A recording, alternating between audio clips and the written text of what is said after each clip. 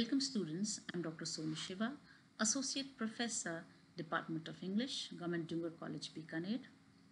This session is for BA Second Year English Literature, Paper 2nd, which is Prose and Fiction. And in this paper you have short stories, from which today we'll be dealing with The Gift of the Magi by O. Henry. In my previous session, I have taken up introduction of the author, and we have also talked about his life and his works and the story, The Gift of Magi, in a nutshell. This session, we will be talking about the story and we'll be dealing with the story in detail. Who were these Magi's? Just as a recap, Magi's were the wise men that met and gave gifts to the baby Jesus at the Epiphany, and they were three in number, and sometimes they are named as Melchior, Caspar, and Balthazar. And these Magi's are also the three bright stars that are from Orient Belt. Now, how these Magi's, the kings, the wise people who brought gifts for Christ, how they are connected to the story that is about Jim and Della, who is a very poor, and you can say that they are very ordinary people. They want to purchase gift for each other at the Christmas time. How the gift of Jim and Della is connected to the gift of the Magi. Let's have a look at it as we read the story. Every writer exposes the story. There's an exposition that what the problem is and why the story is written. O. Henry also has done this exposition by just giving the image of Della counting money, and this money is $1.87, and the next day would be Christmas. So this is the important issue which writer is dealing in the story, that Della and Jim, they are very poor, and Della has saved this money, $1.87, by bulldozing the grocer, vegetable man, and butcher. So there has been a lot of bargaining which is going on throughout the week, and she's been saving this money in pennies. And after so much of effort, she is able to save only $1.87, and obviously this money is not enough for buying a gift for her husband, and next day is Christmas. So she is very sad and she's confused what to do with this amount of money. And there is nothing left to do but flop down on the shabby little couch and howl, because this money is not sufficient enough, and you find that her husband deserves more, she thinks, and this makes her cry and sad. And here, while she is in this condition, you see O. Henry philosophizing about life, and he says that this instigates the moral reflection that life is made up of sobs, sniffles, and smiles, with sniffles predominating. That means life is full of up and down. There are moments of sadness, there are moments of happiness, but the moment of sadness are predominating, are more in comparison to the moments of happiness. So here you find that how sadness has come into the house, and Della, she doesn't have enough money to buy her husband a gift, a Christmas gift. So the writer says, while the mistress of the home is gradually subsiding from first stage to the second, that means just now she's crying, and the time that she's going to take from this feeling sad to stop crying, meanwhile he says, let's have a look at the home. And here he gives you a brief description to the place where they live, and from the place itself you come to know that they are very ordinary and very poor people, because they exactly did not look like Medicancy Square. That is, they were not beggars, but they were very poor, and they lived in a flat with a rent of $8 per week.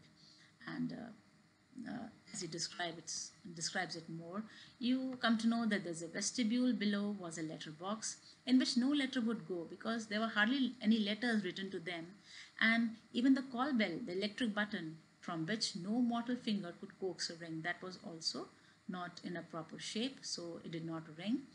Also pertaining thereinto was a card bearing the name Mr. James Dillingham Young. You also see that that place, it had a nameplate of Mr. James Dillingham Young, but this nameplate also had some of the letters blurred, and you find that they did not have enough money uh, to even renovate or do their house in a proper manner. This nameplate was made when they had a period of prosperity, when they were earning $30 per week, and now their income was shrunk to $20. The letters of Dillingham looked blurred, as though they were thinking seriously of contracting to the modest, unassuming D, as if everything is going to get blurred and only D will be left. But wherever Mr. James Dillingham Young came home and reached his flat above, he was called Jim. So we come to know that his wife is named Della and he is called Jim in the story. And he has already introduced the actor Della to you, which is Mrs. James Dillingham Young, and up till now everything is fine. As the story proceeds, as you see that after exposing the problem of the story, that is there is very less amount of money, there is an action, and this action starts when you see that she finishes her cry and then she attends her cheeks with a powder rag, and now she is looking out of the window dully at the grey cat walking grey fence and a grey backyard, and you see that how the reference to the color somewhere is related to the mood of the character. The grey cat walking grey fence in the grey backyard, this use of the word grey somewhere shows that the mood of the character Della is very sad and she's upset about something. Tomorrow would be Christmas Day and she had only 1.87, and this is the problem which is there in the story, and with which she needs to buy Jim a present. She has been saving every penny she could for months. With this result, $20 a week doesn't go far because the expenses are very high, and they are earning just $20 per week, and it doesn't go far. She is not able to save much.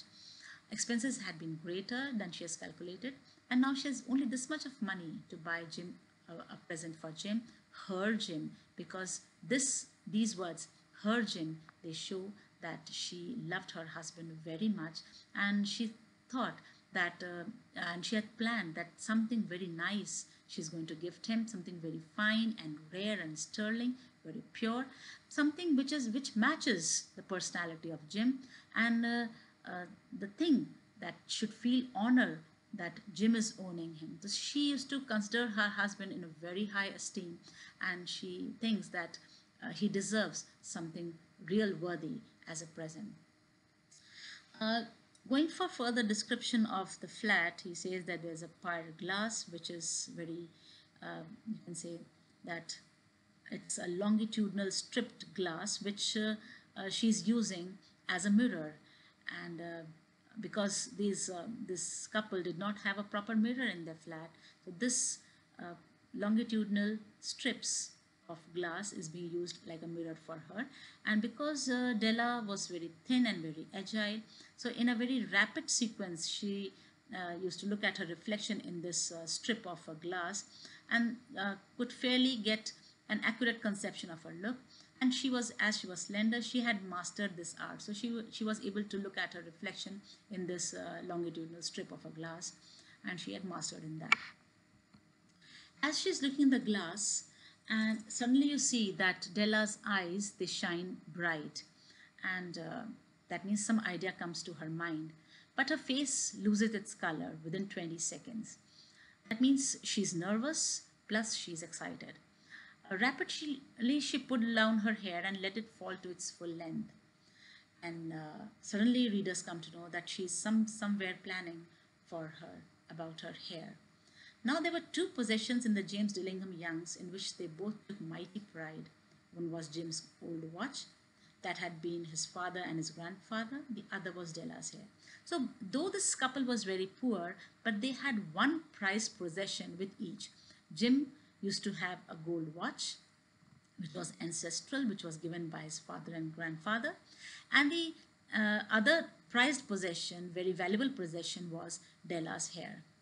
And here he's comparing that they were so valuable and so prized that he's comparing Della's hair to the wealth of Queen of Sheba.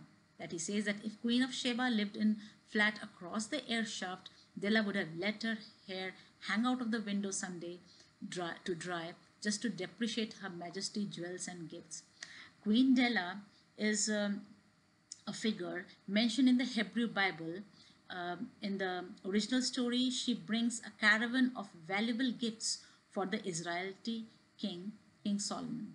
So she is the person who is considered to have lot of gifts and lot of wealth.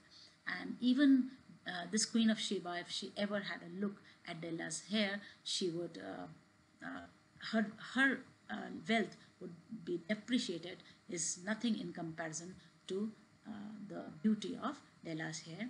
And the second thing he's comparing uh, is Jim's gold watch to King Solomon's precious things. He says, had King Solomon been janitor with all his treasures piled up in the basement, Jim would have pulled out his watch every time he passed just to see him pluck at his beard from envy. So King Solomon, he is known for his wisdom, and there are a lot of stories in Bible that talk about his wisdom. But even King Solomon, such a great king, would feel jealous and envious if he ever had a look at Jim's gold watch. So somewhere writer is able to tell readers that how beautiful and how precious these two things this couple had, Jim with his gold watch and Della with her hair. So they had this thing, something very special with them.